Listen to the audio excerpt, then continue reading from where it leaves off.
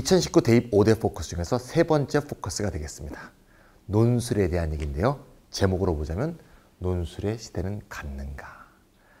보통 제목을 갔는가 이렇게 물어보면 안 갔다는 뜻이 되겠죠. 네, 답은 가지 않았다. 논술은 건재할 뿐만 아니라 강화되고 있다. 이게 답이라고 볼 수 있습니다. 최근에 많은 수험생들이나 학부모님들의 어떤 모습들을 보면 말이죠. 논술은 아예 제껴놓고 생각도 안 하시는 분들을 부류하고 논술에 더욱더 역점을 두는 분으로 이게 양극화되고 있는 것 같아요. 옛날에는 지역을 불문하고 대충 하는 어떤 넓은 바운더리가 있었는데요. 이제는 완전히 엄청나게 투자하는 분들과 전혀 안 투자하는 분들이 극명하게 분리될 것 같아요. 그만큼 정보 격차가 좀 심화되는 것 같은 느낌도 들고요. 논술에 대해서 아예 생각 안 하시는 분들은 학생부 종합형에 많이 투자를 하고 계신 것 같은데 학생부 종합형에 투자하는 건 기본적으로 올바른 전략이죠. 하지만 내가 원하는 대학, 내가 원하는 학과가 내가 지금 얻고 있는 교과, 비교과 성적으로 우리 고등학교의 교과, 비교과 성적으로 갈 수 없다면 논술에 대한 선택으로 빨리 옮겨가야 된다는 것을 우리가 명심해야겠다. 계속 붙잡고만 있어갖고는 해결이 안 되죠. 사실 논술이 건재할 뿐만 아니라 확대되고 있기 때문에 논술을 잘 활용하면 또 사람에 따라서 논술이 더 적합한 학생들도 있겠죠. 더 좋은 결과, 내가 원했던 대학과 학과에 진학할 수 있는 좋은 결과가 날 수 있다. 그 주제에 관해서 말씀을 드려보도록 하겠습니다. 먼저 논술의 모집 인원 변화가 되겠습니다. 네. 작년에 논술 인원이 많이 줄어갔고 논술의 시대가 갔다라는 착각이 생긴 것 같습니다. 또 그런 언론 보도들도 좀 잘못되어 있는 경우가 많았고요. 또는 어떤 교육당국의 어떤 기자회견 같은 데서도 논술을 폐지할 것 같은 그런 식의 뉘앙스가 많이 비춰지다 보니까 확대 해석하시는 분들이 가끔 있는 것 같아요. 작년에 몇 명 줄었나 하면 1,700명가량이 줄었기 때문에 이게 뭔가 축소되다 보면 미국에 가서는 없어지지 않을까 이런 착각을 하게 된 거죠. 근데 잘 생각해보면 이 1,700명 중에서 한 60 몇 % 정도가 고려대입니다. 고려대가 폐지해버렸기 때문에 엄청난 인원이 줄어서 전체적으로 준 것 같은 착시를 주지 사실 고려대를 빼면 한 600이면 600에서 700 정도밖에 줄지 않은 거니까 큰 변동이 없다고 볼 수 있어요. 오히려 작년에는 고려대는 없어졌지만 두 개 학교가 신설됐는데 덕성여대와 한국산업기술대, 시흥에 있죠. 이 두 개는 논술이 신설됐습니다. 그러니까 학교 수는 늘어났다 이렇게 볼 수 있겠죠. 급기야 올해는 학교 수가 두 개가 더 늘어납니다. 성신여대하고 한국기술교육대, 충남에 있죠. 이 두 개가 늘어날 뿐만 아니라 전체 인원도 200명가량 증가하고 있는. 그래서 2년 연속으로 보면 학교는 4개 늘었고 하나가 줄었으니까 3개 늘었죠. 3개가 늘었고 전체 인원도 올해부터 늘어나고 있는 추세라는 거. 그 점을 잘 확인할 필요가 있습니다. 전체적인 학교 흐름은 그렇고요. 학교별로는 이제 좀 이따 좀 보도록 하고요. 그 전에 의치 한번 볼까요? 의치학의 논술은 일반 대학보다는 학교 수가 좀 적습니다만 전체 인원 변동이 별로 없다는 점이 주목할 필요가 있다. 작년엔 253명, 올해는 254명. 치이에는 작년에 40명, 올해 39명. 큰 변동이 없죠. 학교별로는 좀 변동이 있습니다. 작년에 고대 논술이 다 폐지되면서 의예도 같이 폐지됐죠. 그리고 인하대도 폐지됐었는데 올해 인하대가 다시 부활합니다.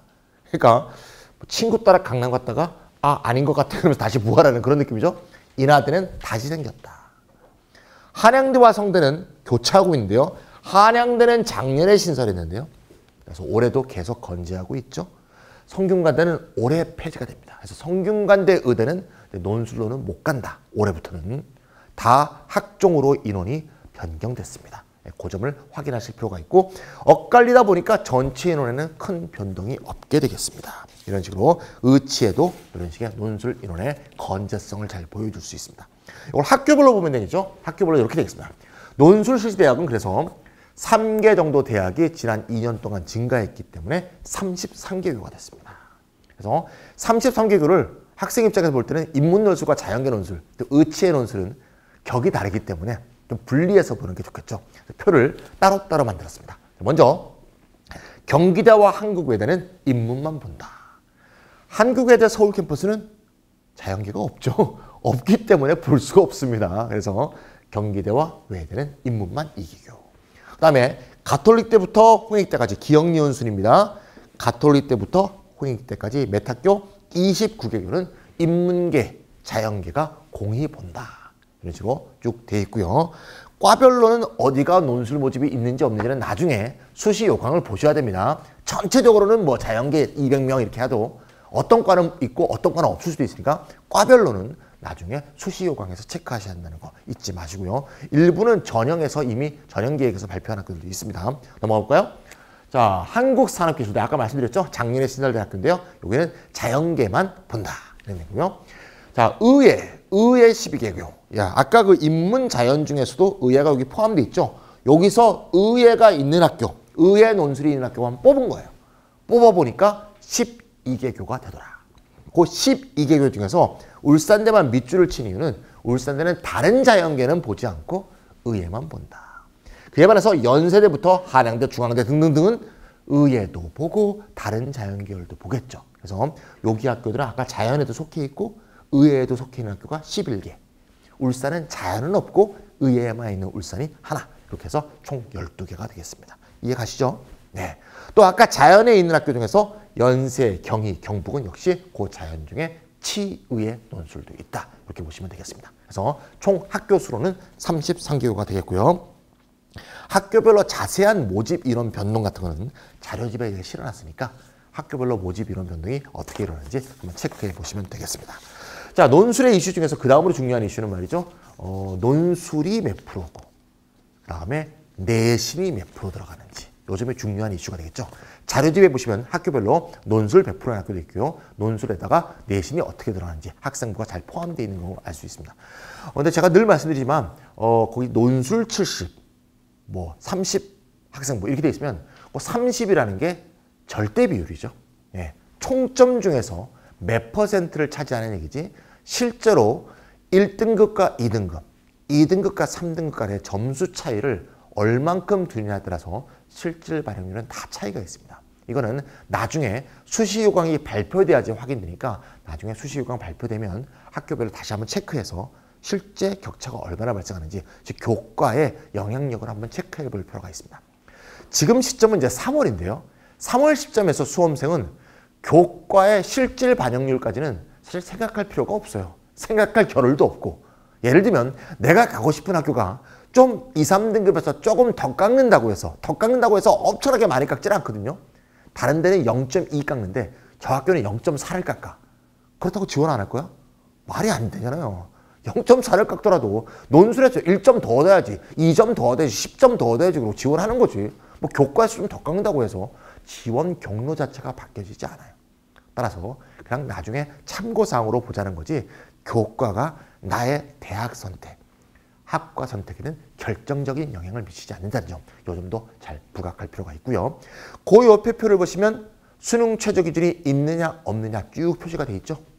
그래서 있는가 없는가를 한번 하나의 표로 정리한 게 이 표입니다. 네, 있는 학교가 왼쪽, 없는 학교가 오른쪽. 꼭 있다고 꼭 상위권 대학이고 없다고 꼭 하위권 대학이 아니에요. 막 교차되어 있습니다. 예를 들면 한양대는 안 보는데 중앙대는 보지 않습니까? 그렇죠? 그 다음에 연세대 원주는 보는데 예를 들면 항공대는 안 보지 않습니까? 그러니까 비슷한 인기도의 학교라고 해서 한쪽에만 몰려있는 게 아니고 곳곳에 이렇게 분포되어 있다. 물론 최상위권 학교는 좀 보는 경우가 좀 많습니다만 요즘에 잘 확인할 필요가 있고요. 수능 최저는 학생들의 지금 3월 달에 자신의 입시 전략을 정할 때 굉장히 중요합니다. 왜냐하면 왼쪽을 한다면 수능 공부를 같이 해야 되지만 오른쪽을 한다면 수능 공부를 할 필요가 없죠. 만약에 6개를 다 여기서 선택한다면 나는 수능학원 지금 빠이빠이지. 예, 그럼 어떤 선택하는 게 좋냐? 그야말로 케바케죠. 케이스 바이 케이스입니다. 사람마다 다른데 가장 중요한 건 내가 수능 최저를 여기 있는 학교의 어느 레벨에서 내가 가고 싶어하는 대학의 수능 최저를 채울 수 있는가 하는 게 굉장히 중요하겠죠.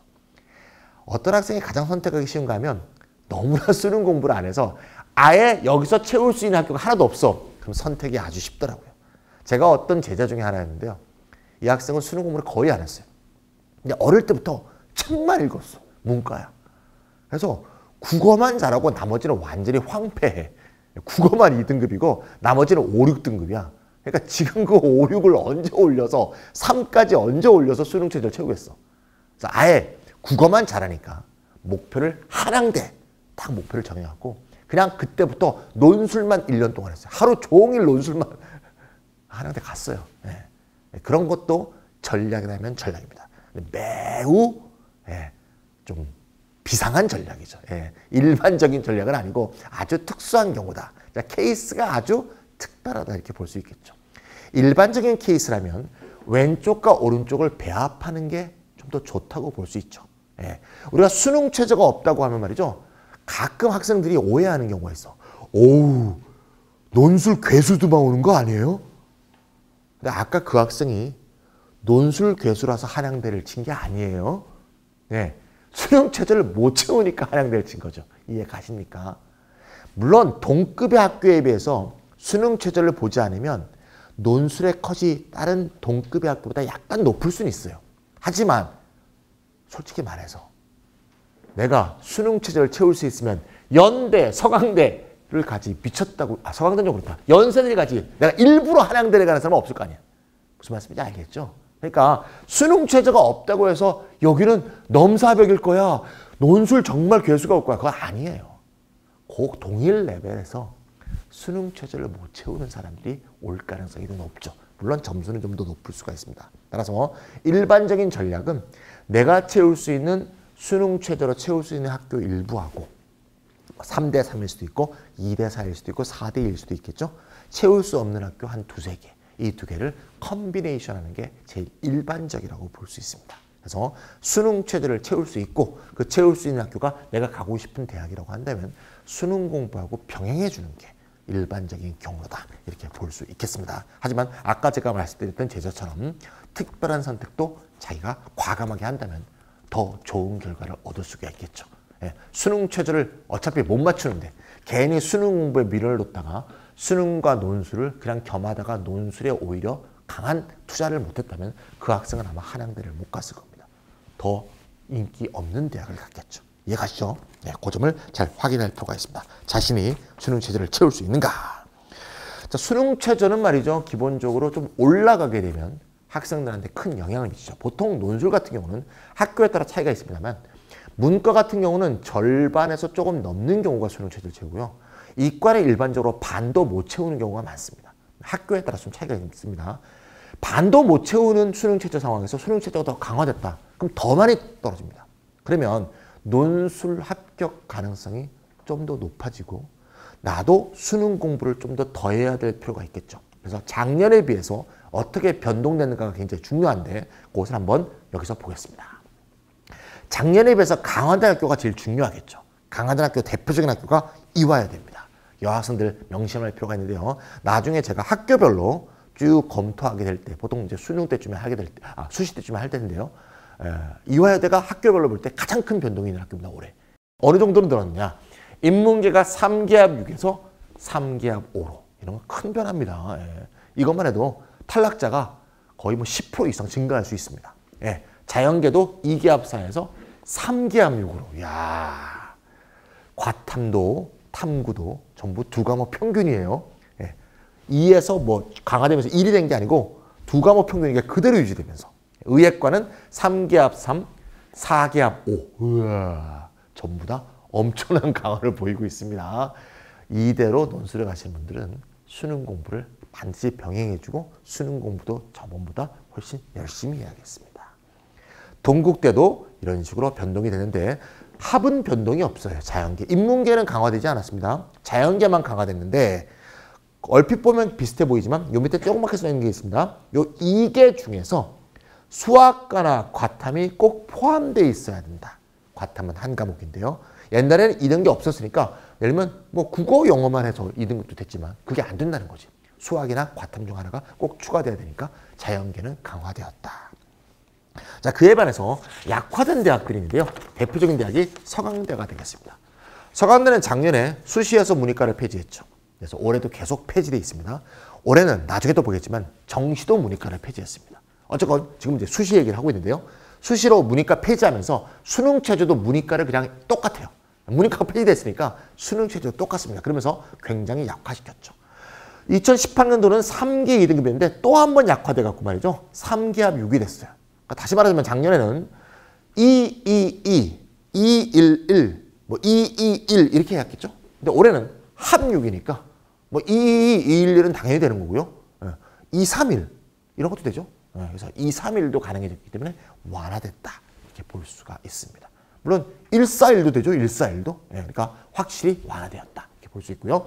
숙명여대는 자연계의 경우만 완화됐다. 합은 비슷해 보이지만 3개가 아니고 2개가 됐으니까 훨씬 수월해졌다고 볼 수가 있겠죠. 그런 식으로 약화된 대학들은 기본적으로 뭐 논술 공부를 당연히 해야겠지만 수능에는 좀 더 여유를 갖고 좀 보시면 되겠다. 이렇게 보시면 되겠습니다. 그 외에 부산대도 말이죠. 생활환경대학과 그 외에 자연계열에서 수능 최저가 조금 약화된 양상을 보이시니까 부산대 지원하실 분들도 한번 확인해 보시면 되겠습니다. 자, 기본적으로 논술이라는 것은 인문계와 자연계가 과목 자체가 다르죠. 우리가 과목 체크만 마지막 말씀드린 말이죠. 인문계의 경우에는 자기가 국어, 영어, 수학, 또 탐구에 모의고사 점수를 한번 잘 보세요. 모의고사 점수를 잘 보니까 내가 국어만 조금 더 낫더라. 다른 거에 비해서 국어가 좀 잘하더라. 그러면 논술을 한 번도 해본 적이 없다 하더라도 지금부터 준비한다 하더라도 충분히 응시할 수 있습니다. 그렇다고 논술 보는 학교 중에서 최고 인기 대학에 무조건 합격한다 이렇게 말할 수는 없고요. 논술이 33개 대학이나 있잖아요. 그게 굉장히 많습니다. 그게 내가 학종으로 못 가는 대학이 그중에 포함되어 있다면 논술을 지금부터 준비해서 갈 수 있다는 얘기죠. 따라서 논술에 내가 전략적 포지셔닝을 할 필요가 있다. 때로는 말이죠. 저는 이런 제자들도 많이 봤어요. 국어, 영어, 수학이 점수가 좀 비슷비슷해. 즉 국어에 별로 내가 장점이 없어. 그런데 논술은 잘하는 학생들도 봤어요. 그러니까 논술은 요약하는 능력이 있기 때문에 기본적인 읽기 능력. 왜냐하면 국어는 아주 많은 지문을 아주 짧은 시간에 봐야 되잖아요. 엄청난 양을 봐야 되기 때문에 내가 읽어서 못 알아듣는 게 아니라 정말 빨리 못 읽어서 정보 소화하지 못해서 국어 점수가 안 나오는 학생들이 있더라고요. 근데 논술은 지문 자체의 양이 국어보다 훨씬 적잖아요. 그러니까 내가 지문 독해 능력만 있고 상식도 있고 사탐 능력도 있고 기본적으로 요약 연습을 자꾸 한다면 국어보다 논술 점수가 더 나오는 학생이 있더라고요. 그 점도 한번 체크해 보는 게 문과 학생들은 중요할 것 같다. 이과의 경우에는 뭘 중요한가 하면 이과는 수학은 다 있죠. 근데 탐구, 과탐이 있는 학교가 있고 없는 학교가 있죠. 과탐이 아니고 과학이죠. 과학 논술이 있는 학교가 있고 없는 학교가 있기 때문에 예를 들면 서강대, 한양대는 과학 논술이 없죠. 따라서 과학 논술을 병행하는 학교를 갈지 아닐지를 잘 선택할 필요가 있다. 그러니까 수능 체제를 어느 정도 채울 수 있는 학교 학생의 경우에는 이 선택이 더 중요한 거죠. 어차피 수능 체제를 채울 수 있는 학교하고 없는 학교를 이렇게 컨비네이션해서 지원할 거니까 지원은 그때 하도록 하고 지금 3월 시점에서 과연 과학 논술을 투자할지 안 할지 이 선택이 제일 중요한 거라고 볼 수 있습니다. 그래서 먼저 각 자료집을 보시면서 자료집에 다 설명이 되어 있으니까 과학 논술에 대한 투자를 할지 이 선택을 해주시면 되겠습니다. 자, 오늘은 2019 데이 포커스 세 번째 시간으로서 논술에 대해서 살펴봤습니다.